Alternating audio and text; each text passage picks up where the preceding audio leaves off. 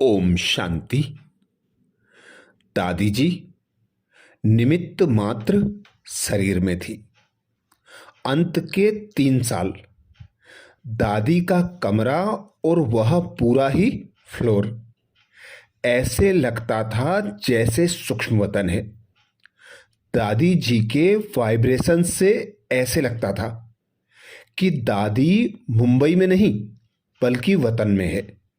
दादी के सम्मुख होते या बैठते तो लगता हम भी वतन में हैं।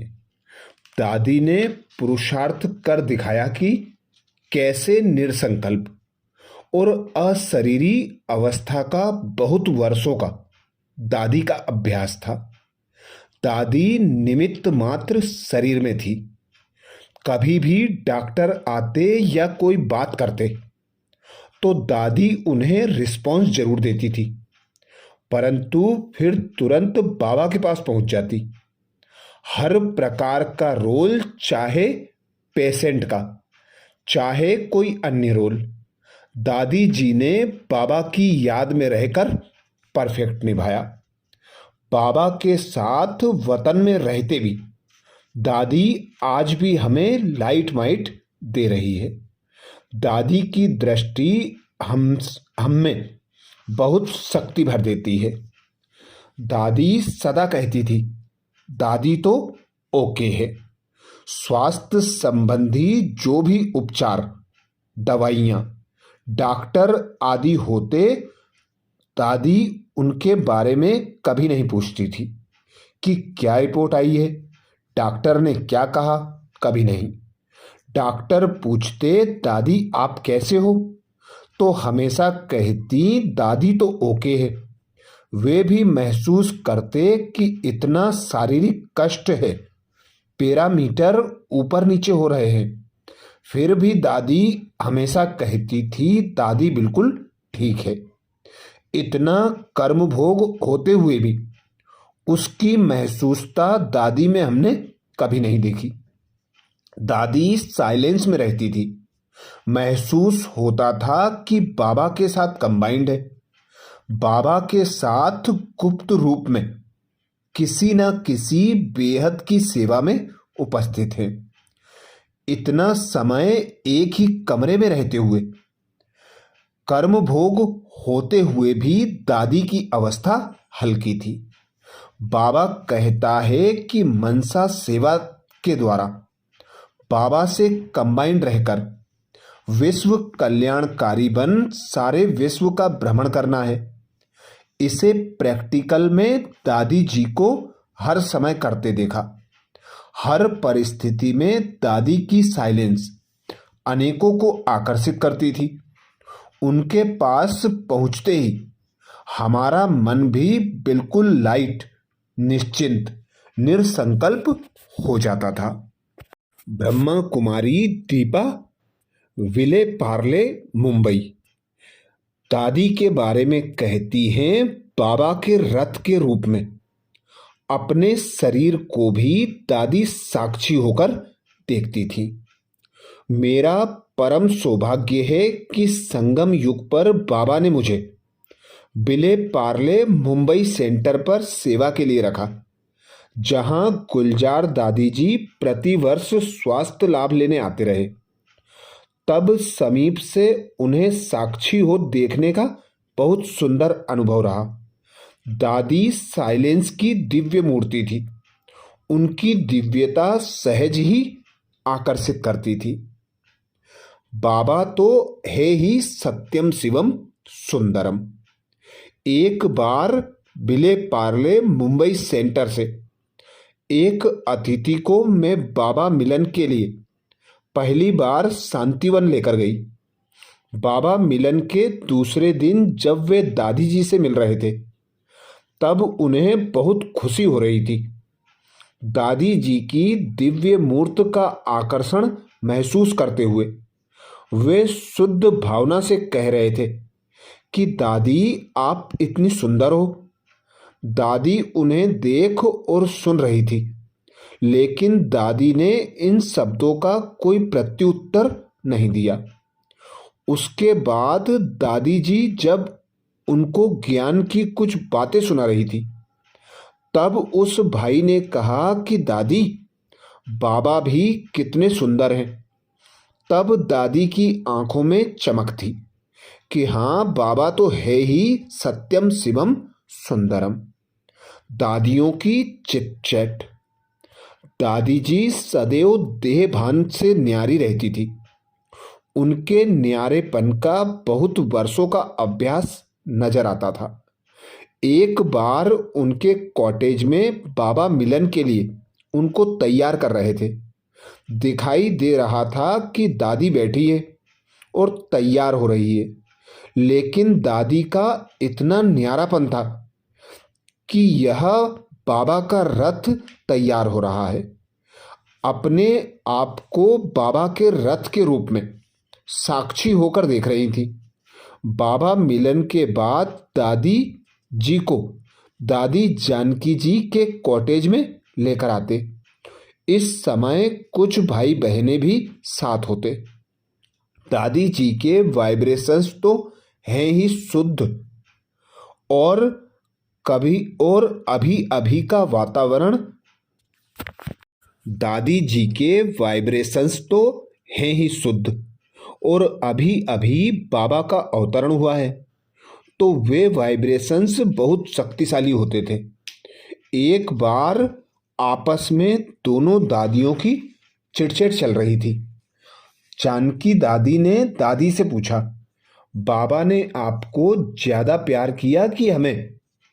तो गुलजार दादी बहुत प्यार से दादी जानकी को कह रहे थे कि दादी, आपको प्यार किया।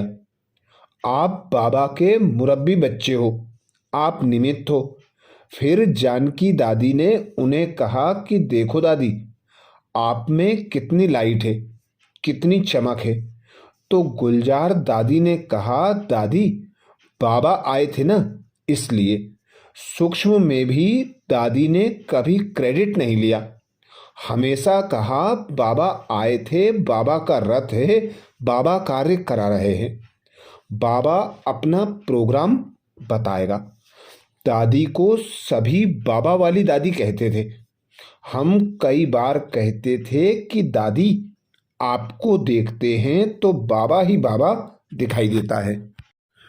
तब दादी सदा कहती कि यह बाबा आपको अनुभव करा रहा है। दादी ने निरंकारी रहकर सदा बाबा को आगे रखा। दादी आखिरी 3 वर्ष स्वास्थ्य लाभ के लिए गामा देवी सेंटर में रहे। वहाँ एक बार आशा दीदी और ब्रजमोहन भाई जी दादी से मिलने आए थे। बाबा मिलन के 1-2 दिन पहले डॉक्टर ने छुट्टी नहीं दी थी, इसलिए दादी मधुबन नहीं गए थे। उस समय ब्रजमोहन भाई जी ने बड़ी रमणीकता से, बहुत प्यार से कहा, दादी, बाबा आएगा? हम सब दादी को देख रहे थे और सोच रहे थे कि दादी कहेगी कि बाबा नहीं आएगा, क्योंकि दादी तो मुंबई में है।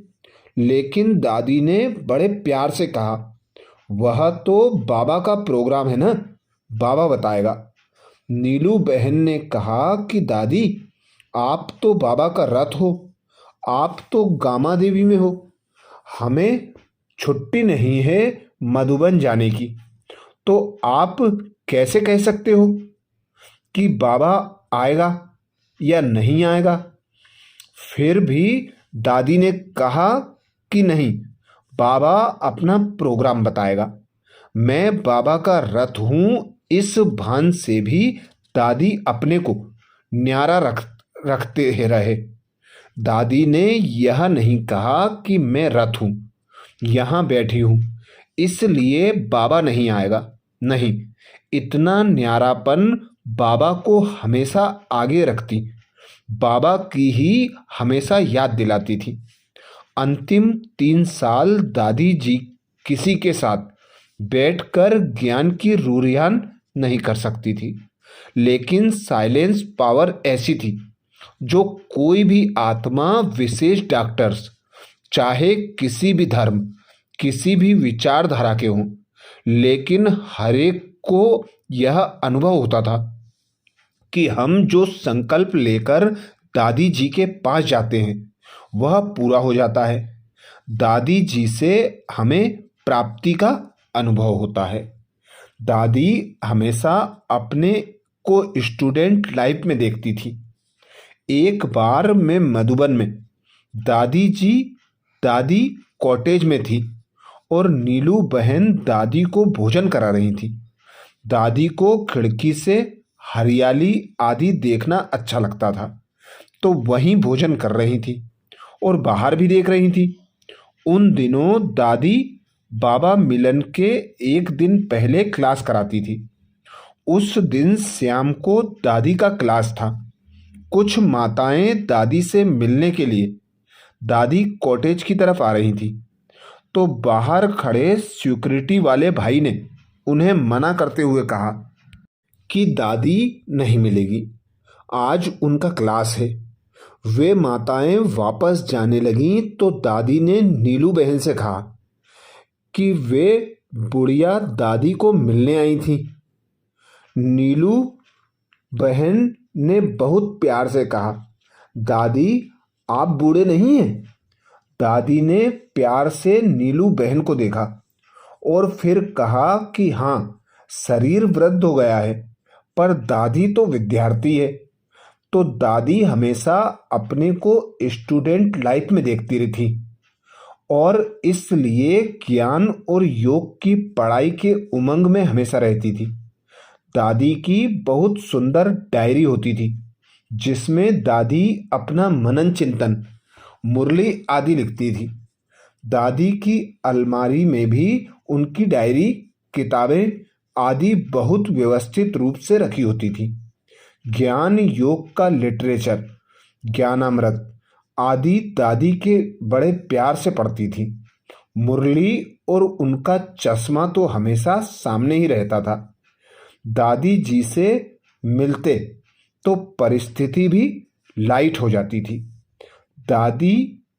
बाबा दादी के तन में आते, मुरली चलाते, फिर जब दादी अपने कमरे में आती तो जैसे ही समय मिलता पहले वह मुरली पढ़ती, उस पर मनन चिंतन करती कि बाबा ने यह कहा, आज यह कहा। बाबा की हर एक बात को अपने अंदर धारण करने की जो उनमें लगन थी वह विशेष सभी दादियों में हमने देखी। बाबा की याद में समाये हुए अपने स्वरूप से वे साइलेंस से ही हमें सब कुछ कह देते थे। कई बार कोई बात, कोई विघ्न, समस्या आदि हमें दादी को कहनी भी होती तो जैसे ही दादी के समीप जाते महसूस होता कि बाप दादा सम्मुख है।